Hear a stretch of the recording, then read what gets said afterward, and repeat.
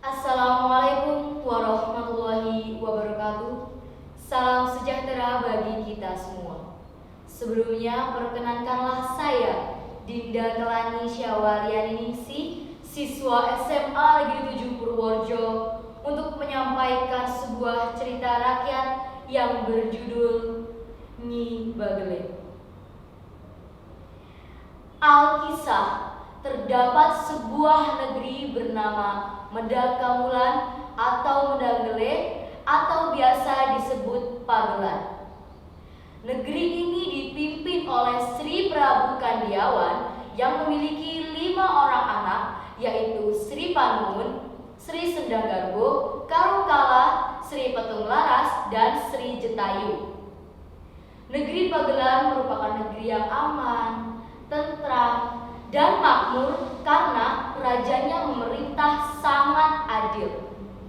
Hingga tiba di mana saat Sri Prabu Kandiawan meninggal dunia pada tahun yang ditandai dengan Surya Sengkalan atau Rupo Trimus Kelembu, atau berarti kurang lebih 1031, yang menjadi tanda bahwa pemerintahannya telah digantikan oleh putra sulungnya, yaitu Sri Panuwun.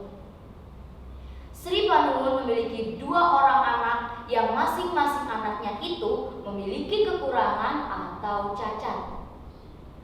Ya Tuhan, apa salahku? Mengapa Engkau memberikan anak-anak yang istimewa kepadaku? Tolong berikan petunjuk untuk masalahku ini ya Tuhan.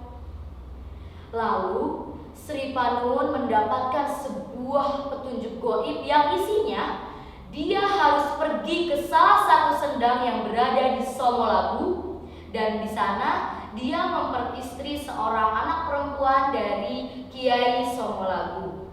Dan dari pernikahannya mereka dikaruniai seorang anak bernama Raden Roro Wetan yang nantinya akan kita sebut sebagai Nyi Bagelen.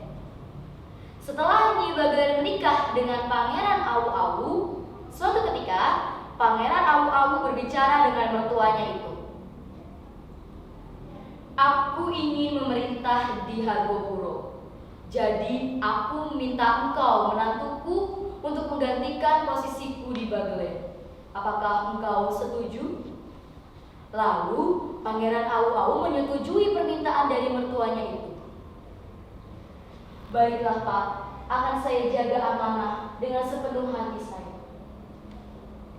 Setelah Bagelen diperintah oleh Pangeran Awu-Awu, banyak sekali perkembangan pesat yang terjadi di sana, salah satunya di bidang pertanian.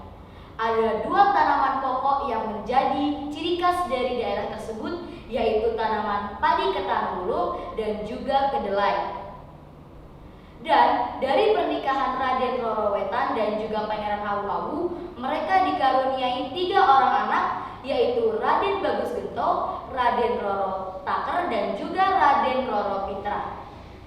Suatu hari di hari Selasa Wage, ketika Nyi Bagelen sedang menenun bersama dengan anak-anaknya yang sedang bermain tidak jauh dari tempat mereka bekerja, lalu Raden Roro Wetan sangat terkejut karena bukan anak-anaknya lah yang sedang menyusu, akan tetapi seekor lembu.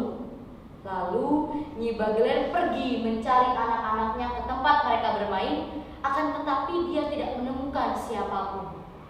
Akhirnya Nyi Bagelen pergi ke tempat suaminya bekerja dan menanyakan hal tersebut.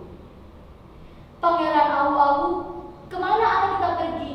Aku sangat khawatir. Lalu Pangeran Awu-Awu menjawab, anak kita, bukankah tadi mereka bersamamu? Mengapa engkau menanyakannya kepadaku? Raden Roro Wetan sangat panik. Dengarkan aku dulu. Aku pun tidak percaya dengan semua ini. Mereka menghilang. Tolong bantu aku menemukannya, Pangeran. Pangeran Awu-Awu terkejut dan sangat marah mendengar berita dari istrinya itu. Bagaimana bisa hilang? Kau tidak becus menjaganya. Pergi cari mereka dan jangan kembali sampai mereka ditemukan.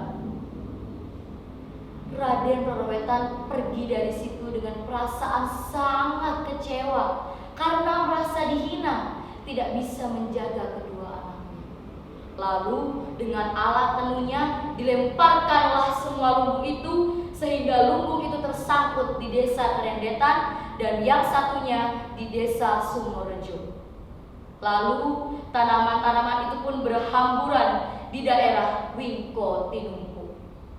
Namun alangkah terkejutnya Nyi Bagelen ketika melihat dua anaknya tergeletak di atas lumbung dengan keadaan sudah meninggal. Lalu Nyi Bagelen pun memakamkan kedua anaknya. Dan tak lama setelah hari pemakaman, terjadi pertengkaran antara Nyi Bagelen dan Pangeran Awu-Awu yang menyebabkan Pangeran Awu-Awu pergi ke daerah asalnya dan meninggal di desa Awu-Awu. Setelah mendengar kabar meninggal suaminya itu, Nyi Bagelen memberikan pesan kepada Raden Bagus Gento dan juga kepada seluruh anak cucunya untuk tidak melakukan jual beli dan juga melakukan hajat di hari Selasa Wage karena itu adalah hari di mana terjadinya bencana dan hari yang naas. Dan juga kepada penduduk asli Bagelen dilarang untuk menanam kedelai, memelihara lembu, dan juga memakai pakaian yang sama dengan Nyi Bagelen ketika sedang datang bulan, yaitu kain lurik, kebaya gulung melati, dan juga kemben bangau tulis. Setelah menyampaikan pesannya itu, Nyi Bagelen pergi ke kamarnya dan setelah itu menghilang tanpa meninggalkan jejak ataupun murca. Lalu kepemimpinannya digantikan oleh anaknya yaitu Raden Bagus Gento di Bagelen. Sekian cerita yang dapat saya sampaikan. Apabila dari tutur kata saya ada yang kurang berkenan di hati Dewan Juri sekalian, saya mohon maaf yang sebesar-besarnya. Saya akhiri. Wassalamualaikum warahmatullahi wabarakatuh.